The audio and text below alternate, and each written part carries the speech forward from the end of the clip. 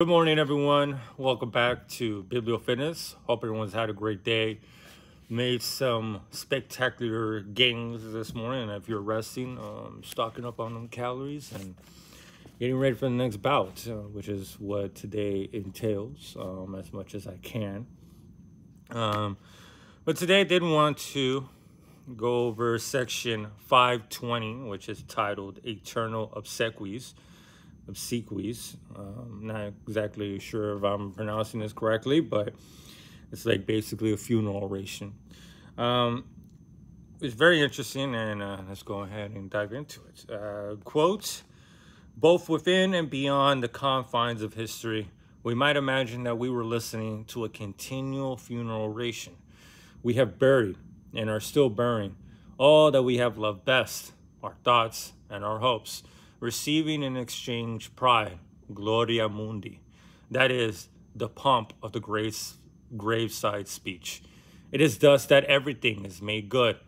Even at the present time, the funeral orator remains the greatest public benefactor, end quote. And this is another very interesting analogy as to the progress or the supposed progress of civilization, right? That, the farther we've gone in modernity, the farther we've gone into modernity, the more that we are leaving behind, the more I feel of our individual instincts that we are leaving behind for the sake of the good.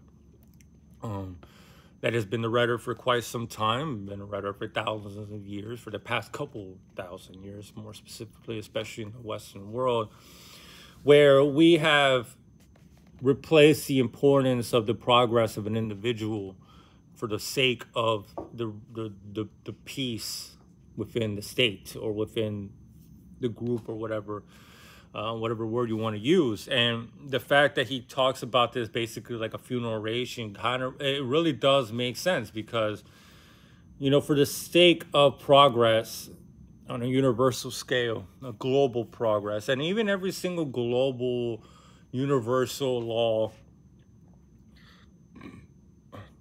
my apologies, or any religion that takes upon that sort of train of thought, right?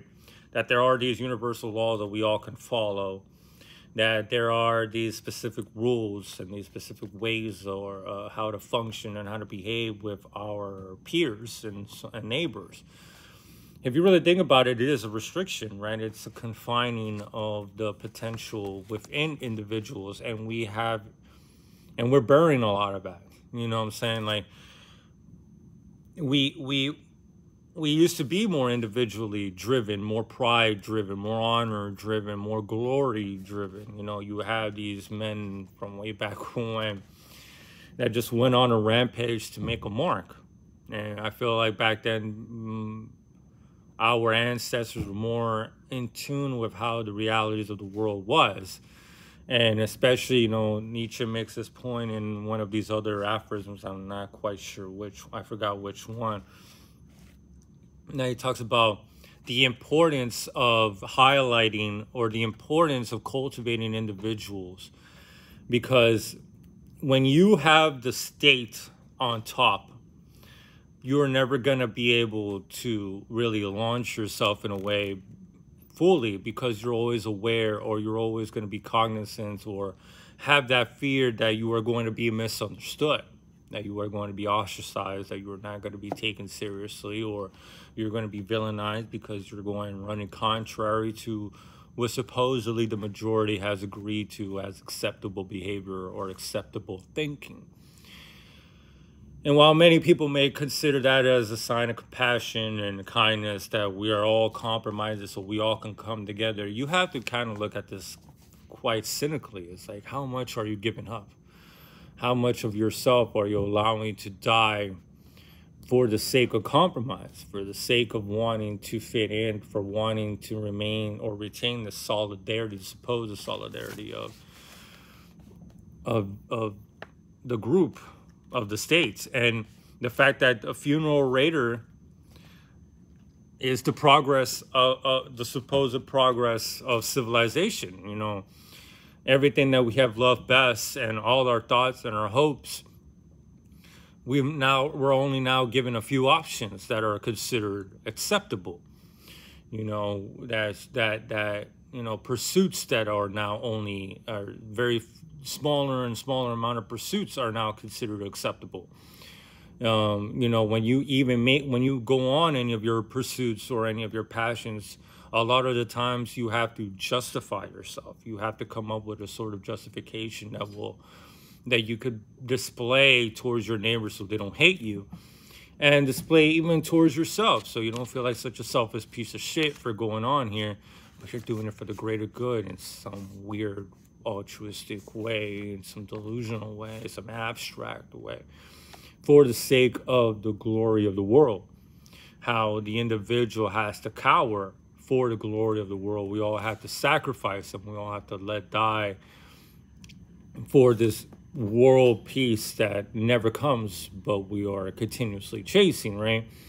That, you know, a lot of that is contained with many of these even supposed global rhetorics, or like not supposed, but like altruistic rhetoric of community and things of that nature. You are ridding yourself of the individuality. You are ridding yourself of what people call now the ego, because the ego is bad. And you know, to look only for yourself, you know, obviously there is a synergy in the world, and you know, we can't overlook that. I'm not saying everyone isn't obviously a bubble.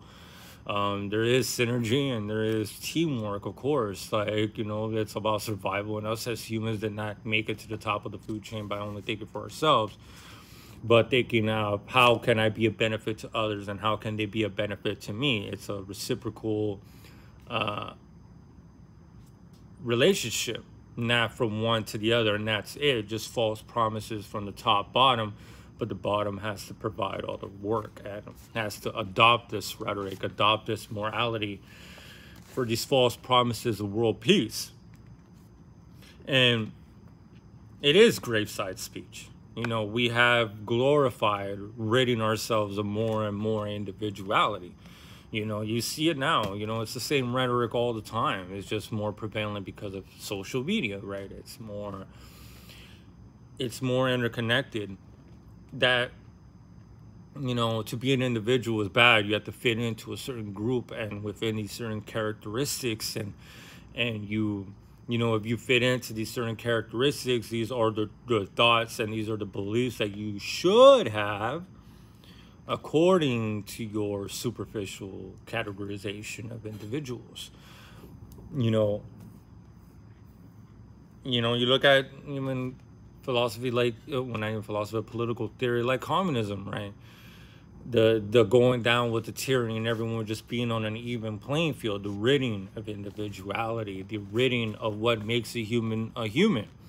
What probably even separates us from most apes. You know, even apes have a certain individuality. You know, people who document apes, they can name them and they can see how the political iteration, like the politics within each one of them. They're not fucking stupid. I'm sorry, absolutely intelligent creatures. But one of the things that allowed us to progress, especially in society and in philosophy, you know, look at ancient Greece.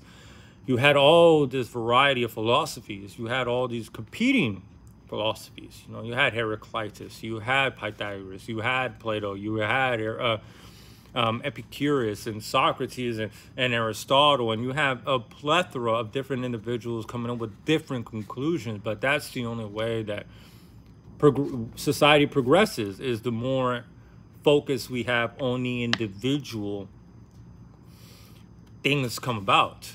But when we start focusing more on world peace, that's when stagnation comes into play, right? When we consider only what we could do for the advent of world peace, there's a restriction that you have now placed upon yourself, and it's an impossible task. You know, it's something that's highlighted to me by Stoicism. It's like, how the fuck can you even please everybody? You know, and a thought that came into my head is that, like, if you're constantly pursuing a way that is going to appease everyone around you, you're going to be a miserable human being, because people, most of the time, don't even know what they want. And even if they did know what they want, the next day they'll want something completely different. One of the big questions that I've been asking myself is like, and he goes on into later on, I've already read past it, but it's that most people don't even know what they want. They don't know what their inclinations are. They don't know why these why they were led to these conclusions, why they led themselves to these conclusions, what biases, what resentments, what insecurities are being answered or being justified by whatever philosophy or religion that you have adopted as your so-called truth. But we're no longer willing to take those risks and accept easy answers when it comes to glory of the world. Everything is already taken out for us. Everything's already answered. You know, we don't have to do any discoveries. We don't have to go out into the deserts and really answer those dark questions to ourselves, because everything's already provided for us.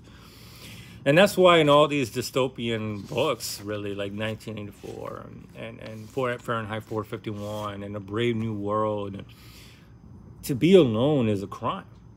Why? Because it's far easier when you're in a group. You know, it's far easier to get you to be coerced. It's far easier for you to let go of that what made you an individual when you're in a group.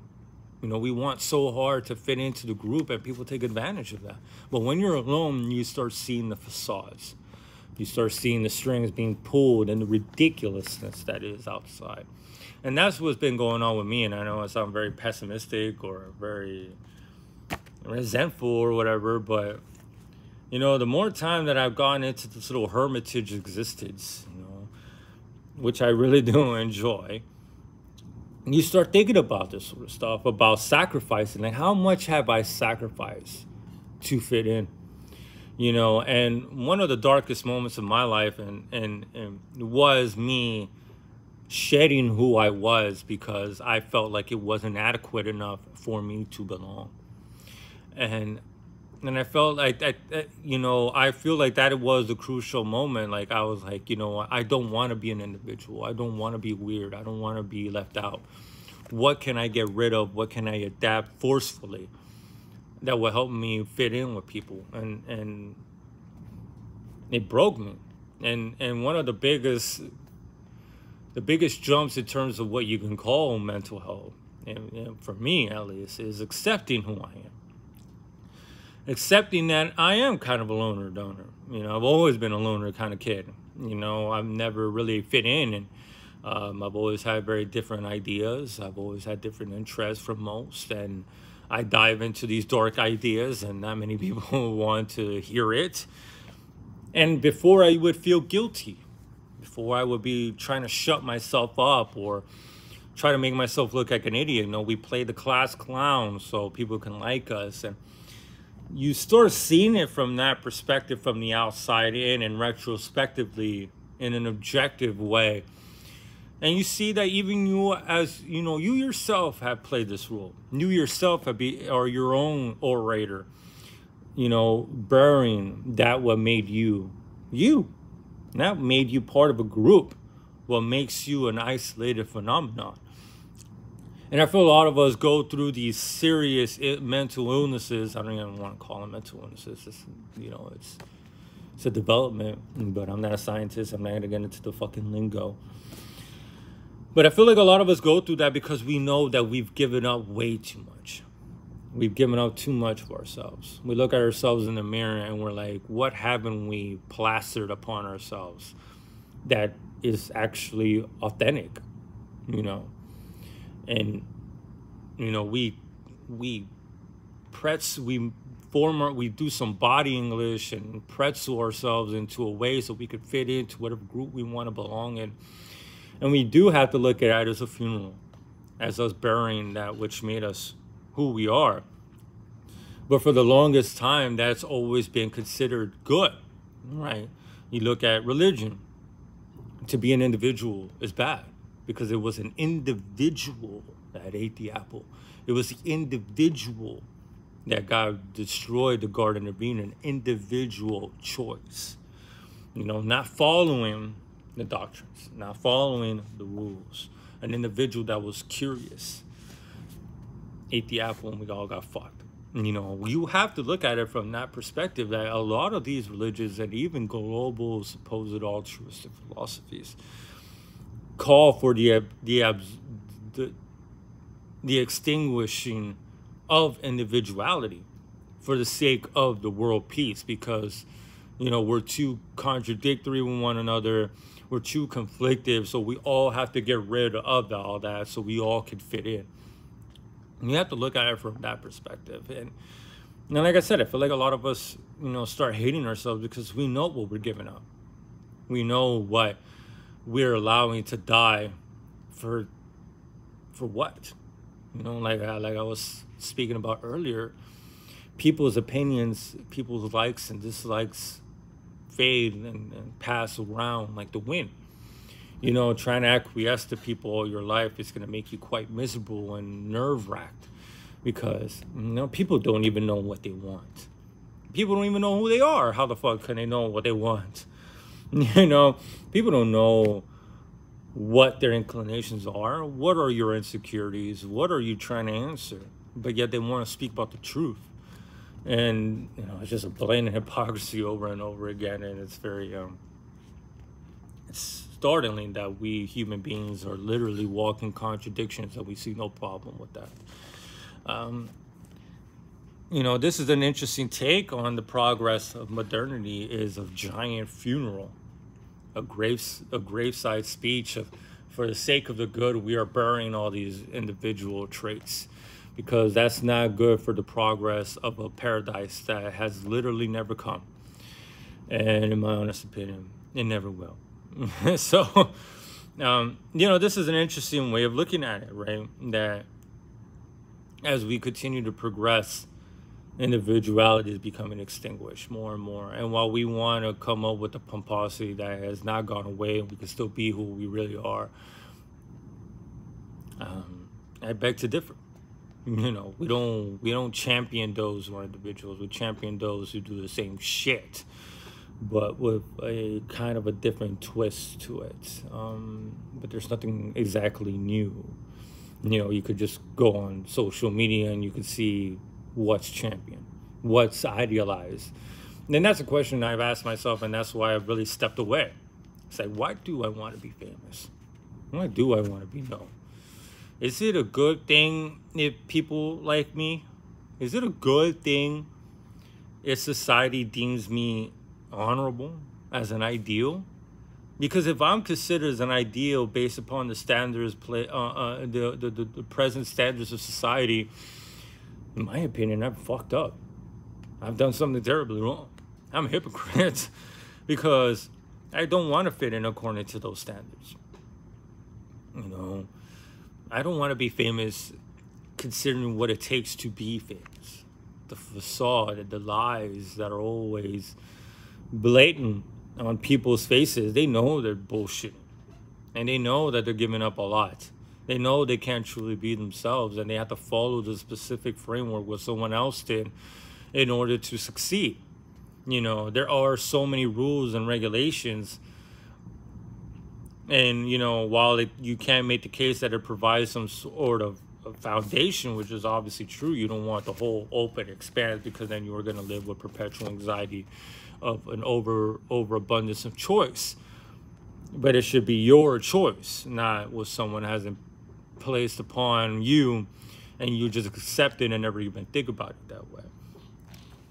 So it's something to keep in mind, and it's changed my way of thinking. And like I said, that's why I've stepped away. I'm not on Instagram, and I don't really want to go back there for a long while. Because I started noticing that, it's like when I accomplish something, I have to post it so other people could see it. I wonder how many people are gonna care. I wonder how many people are gonna do this. Like, social media really ramps up the importance of the ego of another individual over the ego of yourself, right? You know, a lot of times when we post, we don't post as something that will make us happy. What we think is like, okay, how can I make this so people can watch, or people can like, or so people can understand? It's never about us. We're in the background. So how many people can I appease with whatever content I'm going to spew out? That You know, that's a way of looking at it. And that's why more and more I despise social media. I'm just adopting who I am, and I don't really want that many people around anyways. So yeah, that'll be it for this video. I've gone on way longer than I thought I was. But this is one of those great ones, the eternal obsequies, you know, constantly burying more and more of who we are as time progresses. And you can see that, you know, we're the last men. There's not a lot of individuality. There's not a lot of contrast within people anymore. Everyone seems to have the same dumb ideas, or they think they're smart, but, you know, you ask them, you dive 5 minutes into a conversation and you realize that they're just regurgitating whatever talking points they found. You know, it's just the quality has diminished for the sake of modernity. The quality of the individual has been lessened as time marches on for the sake of this bullshit world peace. So it's something to keep in mind. Thank you all for watching and listening. I do hope you have a great day. I do hope you all make some glorious gains to get 1% closer to whatever ideal of a body that you're chasing. I'm trying to get big, but that doesn't mean everyone is trying to get big. Everyone has their own ideal, right? And everyone has their own reasons. But as long as you're moving, as long as you're being active, that's all that matters, right? Not being a lazy fuck that plays video games all day or whatever it is. Love y'all, and until next time, peace.